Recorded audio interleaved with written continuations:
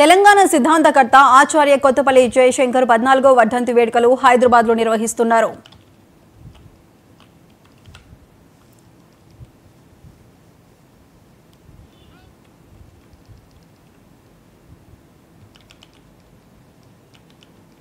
LB Nagar నియోజకవర్గ విశ్వ బ్రాహ్మణ విశ్వకర్మ సంఘం ఆధ్వర్యంలో నిర్వహించిన ఈ కార్యక్రమంలో ప్రజలు పెద్ద సంఖ్యలో పాల్గొన్నారు.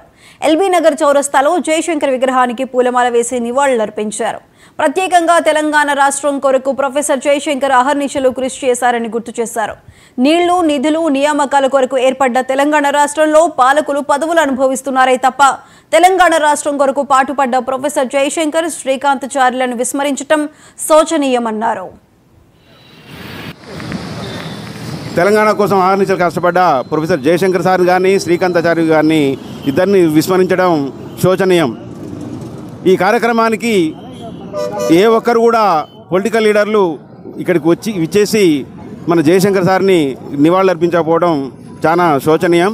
అయితే జయశంకర్ సార్ పేరు మీద అతని జయంతి ఉత్సవాలు, వర్ధంతి ఉత్సవాలు, శ్రీకాంతాచార్య జయంతి ఉత్సవాలు, వర్ధంతి ఉత్సవాలు కూడా ప్రభుత్వాన్ని గుర్తుంచుకొని వాళ్ళు చేయవలసిందిగా ప్రార్థన.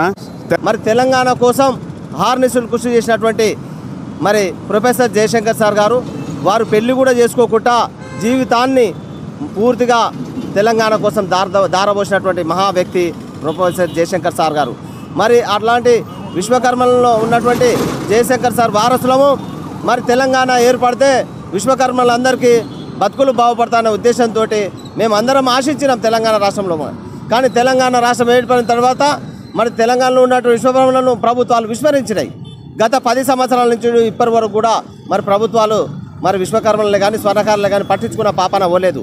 ఇప్పుడు కూడా కొత్తగా వచ్చినటువంటి కాంగ్రెస్ ప్రభుత్వాన్ని కూడా మేము తెలియజేస్తున్నాం. మరి తెలంగాణ కోసం అహర్నిశలు కృషి చేసినటువంటి బీఆర్ఎస్